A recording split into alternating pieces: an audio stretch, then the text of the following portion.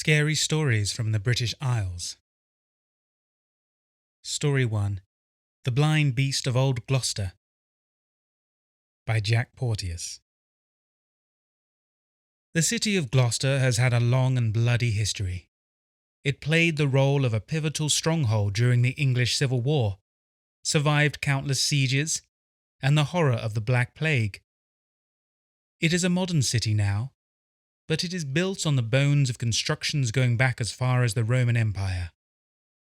As such, the city is littered with historical relics, from the almighty cathedral to the ruins of a Norman castle underneath the current prison. I always found the most haunting and interesting part of the city to be its warren of underground tunnels. As they built the city up over the years, it gradually built itself over the old city underneath, not demolishing its ruins like other places might do, but actually building on top of them. As such, there are countless tunnels which still run under the current streets, some dating back to the times of the Romans. Some of the older buildings of the city still contain entrances to this subterranean level. A mixture of pubs, shops and hotel all have access to this underground domain, yet almost all choose to keep those cellar doors locked and the darkness out. You can actually book tours to visit parts of it. I actually took one once. At the time I would have recommended it in a heartbeat, but these days I shudder to think of what stalks those long-forgotten halls. This was around 9 years ago, and I worked as a sales assistant in a sports shop in the centre. The building itself was old, its foundations dating back to the years of the plague. From the shop floor you would never have guessed, but when you descended into the cellar, which acted as our stockroom, the age was apparent. I won't lie, it was a pretty creepy place to be. It had all the prerequisites of a cheap horror film: dampened walls, a distinct lack of lighting, and a pungent smell of old air. At the back of the room was a door, which, although bolted, was never actually locked. There were many a night when we would dare each other to walk as far as our nerves could take us without a light before running back for the door, and even more times when we had jokingly shut the door on the unsuspecting bag of nerves inside. There was always a threat which did the rounds, which involved shutting said bag of nerves inside and locking the door until the next day. We always joked about it, but it seemed so outstandingly cruel that none of us could bring ourselves to do it to the other. This changed after a new assistant manager joined.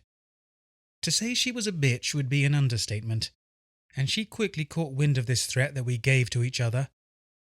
All of us disliked her, but she mainly seemed to reflect that dislike onto me, focusing any backlash my way. I was designated all of the late shifts, was regularly called to one side for anything that went wrong, and any little thing that seemed to be bothering her that day tended to head my way. Her misery soon washed over me as well, and I began to despise working there. One late shift there had been a discrepancy with the till, so she had to stay behind and sort out the coinage, while I toiled away in the cellar replenishing our stock. I was surprised to see her appear at the bottom of the stairs, and her devilish grin should have warned me as to what was about to happen. She brought up the cellar door, explaining that she had heard all about the underground tunnels, and this was the first place she had worked that had included an access to them. I told her I knew little about them, and didn't want to know much else, but she refused to take no for an answer. Reluctantly, I opened the door and let the musty air in. She brought a torch from the office and pointed inside. We both went in. She made a point of walking behind me, although she was the one holding the torch. She pressed me on further until we had got as far as I or the other staff had dared venture. The corridor continued, the damp stone walls still continuing far beyond the beam of light. She let out a sneering laugh, and it was that moment that I caught what was happening. Before I could turn to run after her, she sprinted back down the tunnel. I tried my best to catch up with her, but her head start had made her nigh on impossible to catch. The door slammed shut and I heard the heavy bolts slide across. I pounded my fist against the door and yelled at the top of my lungs, But down in the tunnels, every noise you make is swallowed by either the walls or the endless darkness. It was pitch black, but I was lucky enough to at least get my phone on me. My battery was at 50%. It should have been all I needed. I did not count on being down there all night. It was half an hour when I decided that she really wasn't coming back for me. So in my mind, I formulated a plan. I knew that the tunnels could connect various buildings across the city, and if I could make it to a pub or even a private residence that still held an entrance, I could batter the door and make an unholy racket until they let me in. It seemed better than sitting in the dark until morning. In hindsight, that may have been the better idea. The tunnels themselves are mostly unmapped, with routes being closed by either obstructions or danger of roof collapses. The routes used for tours were well used and supported, leaving the majority of the rest in a permanent and undisturbed darkness. I had no idea where I was going, and being underground in darkness tends to stunt one's sense of direction. But I stumbled onwards regardless. The light of my phone was bright and quickly illuminated any loose rubble or low beams, and my journey began relatively well. The long singular corridor soon began to branch off into several routes, and sometimes even old vaulted rooms. There was nothing exciting down here, only barren decor as anything else had rotted away by now. Occasionally I would find something modern such as a glow stick or tea lights, and I can only assume that these had been left by urban explorers, people much braver than myself. I soon discovered nests of rats living amongst the old gutter systems and scurrying through the aged holes in the walls. They scattered at my sight, hiding back within the walls or simply disappearing into another room or corridor. I had no problem with them. My main fear was the cave spiders I had heard so much about. I have always had terrible arachnophobia, and even the idea of such a creature down here caused me to constantly check the ceilings and pat myself down. It was then that I realized something was wrong. I was determined to keep to the corridors in order to get to another property as soon as possible, but a chance glance into a side room sent fearful nausea through me. In the light of my phone, something reflected, white and bright. I took a second glance and it confirmed what I feared. In the corner of a low vaulted room were bones. Not just a few, but a decent pile, purposely gathered into a messy heap. I froze in my tracks and strained my ears. Only the distant squeaking of the rats could be heard. Curiosity overcame me, and I went in for a closer look. The bones looked to be a mixture of cat and dog, with various skulls staring out at me with their hollow sockets. They had all been gnawed clean. At my first guess I imagined rats, but a closer inspection yielded something worse. There were clear teeth marks, much larger than a rat, down the sides of rib and thigh bones, as if something had viciously bit into it as it stripped the animal of flesh. The air became very still, and I quickly found myself cowering in a corner. The squeaking of the rats became louder, echoing down the corridor outside the room. I turned my light towards them as they scurried past. There were hundreds of them, frantically stampeding down the corridor, attempting to run from something. That something did not take long to reveal itself. After the wave of rats had subsided, silence followed. At least it felt like silence in comparison. I listened for several minutes, frozen in fear, my light shaking in my hands. At first I heard nothing, but I soon heard a soft brushing sound. It was slight, but it was there. It was a slow and methodical sound, with no apparent footsteps to accompany it. It crept closer, and I was still hunched in my corner, fear overflowing. It seemed like a lifetime, but slowly the noise revealed itself. I say it, as I cannot describe it as human. It trod silently, its large feet walking heel to toe as it stalked the labyrinth of tunnels, and slightly taller than myself. I soon realized that the soft brushing noise was the creature's overtly lengthened fingers. The creature moved them from ahead of itself, rubbing them along the corridor from ceiling to floor in a well-practiced manner. It turned its misshapen head towards the room I was in. I sucked in a deep breath and prepared for the death that inevitably waited for me. But it did not.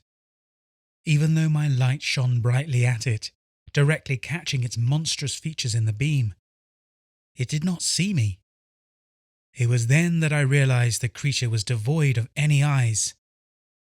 Looking back, it makes complete sense for something that dwells in utter darkness to have no use for such things, but at the time only complete terror filled me. The creature slowly stepped on, walking past the room and quietly disappearing once more. I sucked down breaths and took stock of the situation. There was no way I could go back.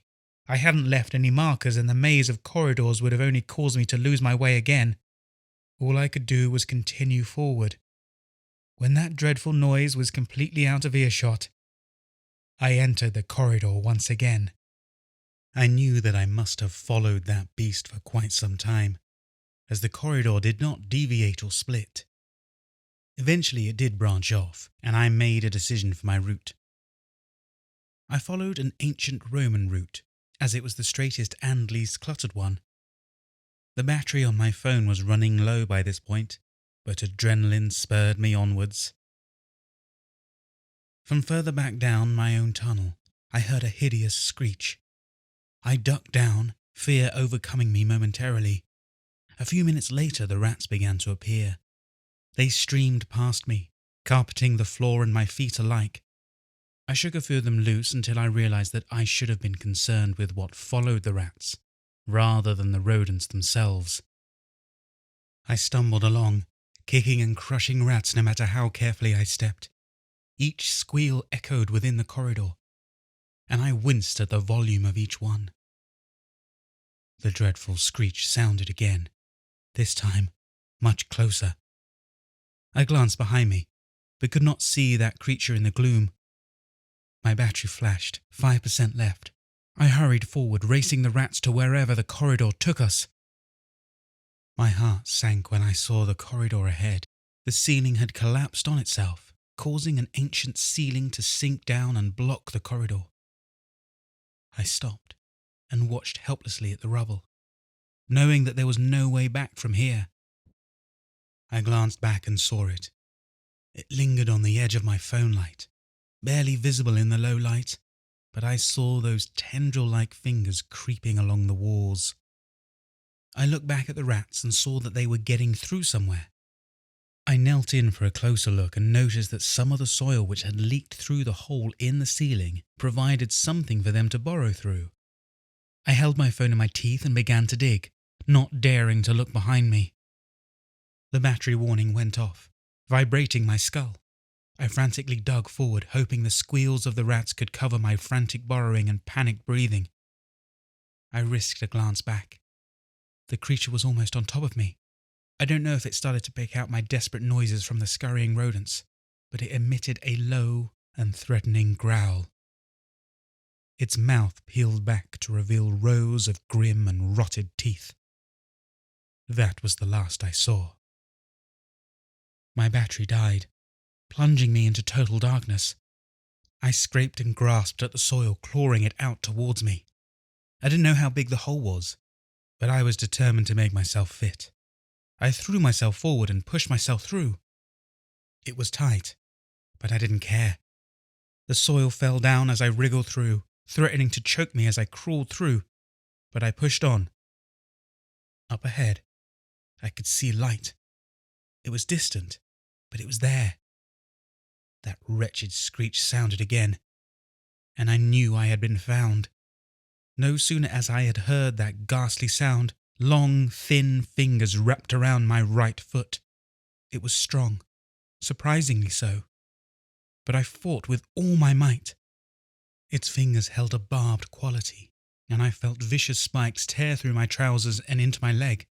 I cried out and wrenched my leg free with an almighty tug. I tumbled out of the other side of the breach and dragged myself forward. I don't know if that thing was attempting to make it through or not, but I pulled myself to my feet and moved as fast as my legs could take me. I reached the door and hammered on it, bellowing at the top of my voice. Behind me, I could hear scrabbling. The door opened and light flooded in. I held a hand up to shield my eyes but fell forward into the arms of a bemused member of bar staff. I had emerged in the cellar of one of the oldest pubs in the city. I ranted and raved about the creature that had just chased me, but when the young man shone a light down the tunnel, the beast was gone. He turfed me out into the night, thinking of me being some drunken fool. I had never been so glad to see those glum and dismal streets of my life. I stumbled home, laughing at the stars to my good fortune. I had never thought I would see the top side of the city again. I returned to work several days later, but found that the assistant manager had disappeared. Apparently, the employees had come in the next day to find the lights on in the basement and the cellar door unlocked. The only thing missing was the torch from the office. So by all means, take the tour of the tunnels of Old Gloucester. It's a fascinating place. Just make sure you stick to the known routes. Story 2. Sewers. It's so easy to forget about what lies beneath the streets of the modern world. Towers that scrape the sky and the estates that stretch on for miles. The urban sprawl we know so well. But a man who has seen what lies beneath the concrete can never forget. Sewers. The catacombs that snake through the underground. For every avenue there is a black tunnel that runs beneath it, and for every house there is an allocated network of hidden pipes. Streets that bear no names. Only someone who has been there can truly appreciate the absolute and final darkness that inhabits this world below the world. Where the only sound one can be sure of is the flowing streams of waste where all manner of creatures not touched by the light fester and grow. This is the place where every footstep haunts the cavernous and silent halls, and where every person subconsciously dreads to be, yet lives unknowingly above. This is the place I have worked for most of my life. The sewers of London were built in Victorian times, and the tunnels I spent my time in were well over 150 years old, built from a dull red brick and completely devoid of all modern comforts such as ceiling light bulbs. This was a subterranean world like no other, weaving shafts of stone built in arches, supporting pillars of the same brick dotted along the channels like sentinels guarding the ancient paths.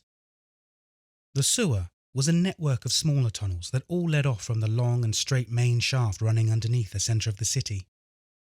This resulted in a labyrinth-like situation where only one had to make a wrong turn to be lost amongst the alleys and streets of the system.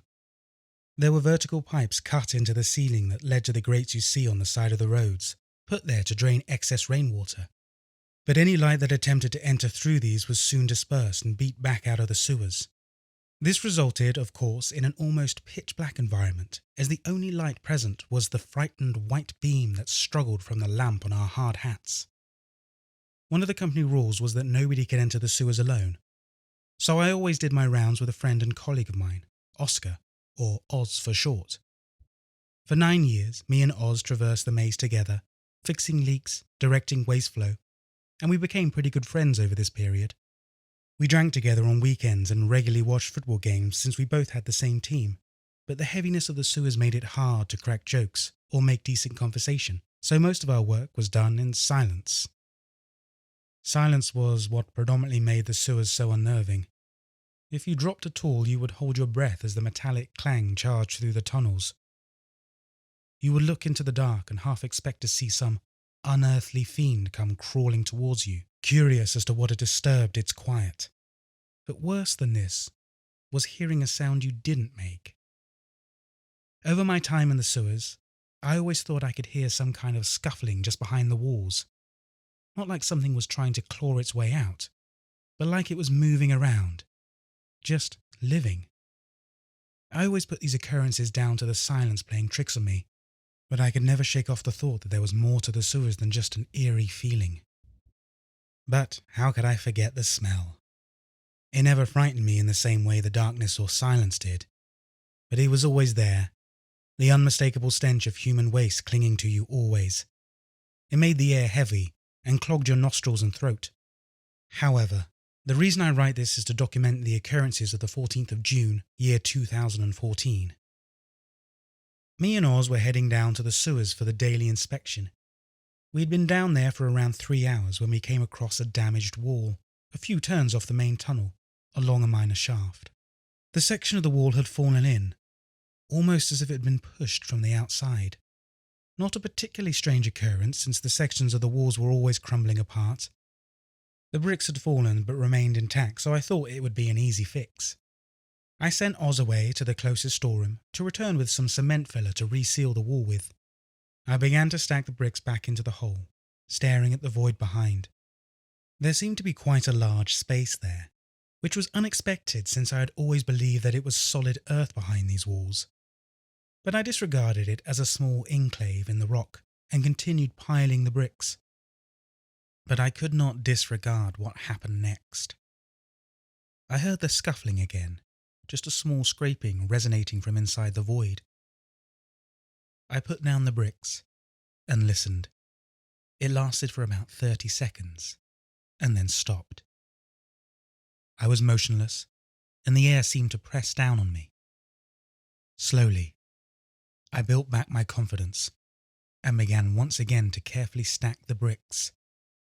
The knocking of the stones was a whimper that cut the atmosphere. At this point in time, 2 things happened. Firstly, I saw something. It was undeniably a face. It lifted its head from behind the wall and stared through the hole face to face with me. It made a sound, shuddering noises that sounded like a foreign language, but spoken in a way completely unlike any voice I'd heard. Next, my light cut out. I jerked backwards, fumbling for my spare batteries in utter darkness. Images of the creature raced through my mind. It was not a face unlike a human, the same size and shape, but it was bald and lacked any sort of eyebrows. Its skin was pulled taut on its cheekbones, and it was pale. Not pale as in the snowy white pale, but as in a monochrome grey bordering on sickly purple. Almost translucent in its lack of colour, laced with dark veins. But its eyes were what caused me to panic. Small and pale they were, lacking any distinguishable pupils, and filled with an empty and frightening aura. The scuffling was back, but now it was more like a heavy thumping. It came from all around me like 1,000 of the creatures were beating their spindly hands against the brick. I abandoned my search for the batteries and instead ran back through the shaft, sticking close to the damp wall. I turned the first corner and was blinded by the light atop Oscar's helmet. He had come back from his journey to the storeroom when he had heard the pounding, which was now resonating from behind me, smashing the silence like a hammer against the anvil. I knew well that the exit we always took was down past the hole, yet the thought of going back that way was too much to bear with only one lamp. I checked my pack, only to find it gone, loosened from my belt when I had fallen at the hole most probably. Oz was staring wide-eyed at the passage behind me. When I turned, I could see why. The creature must have attracted attention because the passage was filled with them, crawling and shambling towards us. By the light of Oz's torch we could see them clearly. They were human-sized, and all looked very much the same, lanky limbs and pale skin with those small eyes piercing the gloom. I felt sick at the sight of them, but there was no hesitation. We both turned and went quickly towards the main tunnel, which we knew would eventually lead us towards an exit if we followed the waste flow upstream. In the glances he stole backwards, I could see that Oz had wide eyes, his shallow breathing drowned out by our footsteps. On we went, pursued by the beings now wailing and screaming at their protest at our presence. I was now breathing rapidly too as I followed Oz, leading the way with his torch, rambling under his breath as he went, swearing and trying to think about what sort of animals these things could be, but we both knew these were no animals. We continued down the passage, blackness behind me and a feeble dying light ahead. We dare not run, not wanting to provoke the creatures into a full-speed chase. By this point, we had been working down in the tunnels for what must have been just under 4 hours. The life of a cell powering a high-wattage headlamp was only about 3.5.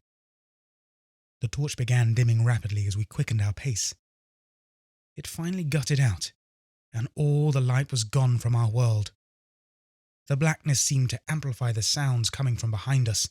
The ensemble in our pursuit was still there. With no time for a battery change, Oz decided to take out his Zippo lighter. Open flames were not permitted in the sewers, due to the volatile gases such as methane being potentially present. But a gas explosion would be a welcome relief from our current situation. With a flickering lighter to guide us, we continued to move along the arched tunnel. A stolen glance behind me revealed the direness of our predicament as I was met with an army of small white eyes, still steadily pacing after us. Oz stopped. I ground to a halt and was met with a horrifying sight. Red bricks barred our way as a dead end presented itself. We had taken a wrong turn somewhere down the line, veered off into one of the many shafts on the left or right from the main tunnel. I turned my back to the wall. The eyes came closer, but slowly and eventually stopped. Just outside of the lighter's glow they stood, both of us staring each other down. I shuddered, ragged breaths escaping me as I wondered what would come next. One came forward. It shambled towards us and stopped about 3 feet away, the firelight illuminating its features. It looked almost extraterrestrial in this view, a taller version of the classic little green man, with smaller eyes. A horror cliché in hindsight, but trust me when I say it isn't any less terrifying in reality. It looked me up and down, deliberately perusing my white hard hat down to my steel-capped boots, searching me. It continued for what seemed like an eternity as I pressed close to the wall, my breathing shallow and ragged. It stopped and turned, slowly walking back into the darkness from where it came. The others followed it back into the gloom, leaving the lighter's aura and entering the unknown blackness before us. Me and Oz stood for a while, not knowing whether to believe what we had just seen or not. Eventually, we came to and mutually decided it would be best for a fast battery change in Oz's headlamp. We both agreed that getting out of the sewers was our next move, fleeing this place as quick as we could toward the daylight and clean air, but leaving the tunnels would mean walking past the hole, towards the exit steps. My chest tightens at the thought of encountering the fiends again. Obviously these were not malicious or violent beings. If they had wanted to harm us, they could have done so already. So what had made them so frightening? And what had caused them to chase us as they did? I could not tell you, nor could Oz. Simply knowing that these things exist was what scared me. Were they some sort of undiscovered primates who lurked underground? Maybe some evolutionary offshoot of humans, adapted to dwell in the subterranean gloom? Or perhaps, most disturbing of all, they were humans. Men or women somehow drawn into the dark, hundreds, maybe thousands of years ago, breeding and mutating until they lost all recollection of the outside. We didn't know what they were, or whether they would hurt us or not, but we certainly did not want to encounter them again. I searched my mind, trying to think of another exit, but we had only ever used this one. If there was an emergency exit of sorts, it was lost to both of our memories, and neither of us was risking getting lost. The only way out was the way we came. Oz goes ahead. He has the light. I brandish a wrench in my right hand whilst he grips tightly on some piping. Feeble weapons if the creatures decide to attack, but better than our fists. The walk back reveals how far the things had chased us, and both of us become wary of where we are exactly. We keep walking back through the tunnels, trying our best to retrace our steps. The air around us seems to stink worse than usual, and every footstep seems to reveal our new position to all throughout the caverns. I swear that I can hear the scuffling not only in the walls, but behind and in front of us. Little scratches that sound like nails being scraped against the brick wall, and soft padding sounds that could only be the footfalls of someone barefooted. I look down at the cement floor. It is the usual dull grey, although now it is spotted with dark marks in the shape of footsteps, abnormally long toes stretched out and bent as they ran. We picked up the pace. We eventually arrive at a hole, gaping out into the beyond. The bricks I had stacked had fallen back down, presumably due to the creatures all climbing out and spilling out into the tunnels. I shudder at the imagery. Were they back in there? Could they be staring back right now? I dropped my gaze and turned back to Oz. He is not there. Oz hadn't noticed me stop and kept walking. He was now around 15 meters down the shaft. A small flickering orb of light. And I was in the darkness. This is when it happened. If I had just kept walking, suppressed curiosity and not stared into the void, perhaps it wouldn't have. I feel a rush of air from the hole, and a spindly pale shape bolts out of the black, the outstretched nails raking my arm. Fingernails rip through my overalls and pierce my skin. I jerk away and swivel my head toward the hole. Surely enough, the same haunting eyes as before meet my gaze. I bolt down the tunnel after Oz, hearing the creatures dive and crawl through the wall after me, screaming louder now, anger that I dared to disturb them again. I do not look backwards, the sounds of slapping feet fueling me towards the light in front. When I come up on Oz, I shout to him, telling him to run. He turns to look backwards, but is met with my force as I shove him on. We both sprint for the exit doors, and Oz barges through them. My legs begin to ache as we round yet another flight, but the noises below have not ceased, so I cannot either. Finally, we reach the summit, and we know to turn left immediately, through more doors, and up a final flight of stairs. We stand in the street now, a narrow alleyway joining two larger roads. The sun is rising, which creates an eerie, not quite night yet not day either feeling, as if we were in some sort of limbo. I glance behind. The creatures burst through the doors and charge up the stairs. I stumble backwards and fall as they reach the top. Oz is trying to get me up again, and I watch like a spectator in a theatre. As the creatures come out of the darkness, they squeal at the now emerging sun. They disperse immediately. Some fly back down towards the gloom, whilst others dash for the shadows on the street. Some climb up the metal staircase and shelter amongst the gloom at the top, whilst others disappear across the building's roof. But they all melt away, slipping into darkness wherever they can find it. This is where I black out, my arm bleeding profoundly and my head spinning. I awoke in a hospital bed. They tell me I have flu-like symptoms, but they can't say what is causing them.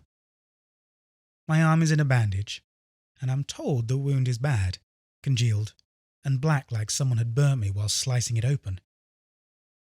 I type this now from my hospital bed. I grow sicker every day, and my arm is coated in searing pain day and night. I am sure the creature did this to me. Positive, but I do not tell the doctors. I'll make up some story when the time comes. I have not seen Oz since the event. What haunts me most is that the creatures are now on top as well as below. Sure, they can only come out in the darkness of nights, but this is still a disconcerting thought. Believe me or don't believe me, I do not care, but I've plumbed this whole city, and I know what I saw. Thank you for watching and or listening to this video. If you enjoyed it, go ahead and hit the subscribe button if you haven't already, so that you can keep up to date with all of my uploads. To my current subscribers, thank you again for your continued support. It really is helping my channel to grow. Once again, thanks for listening. Take care.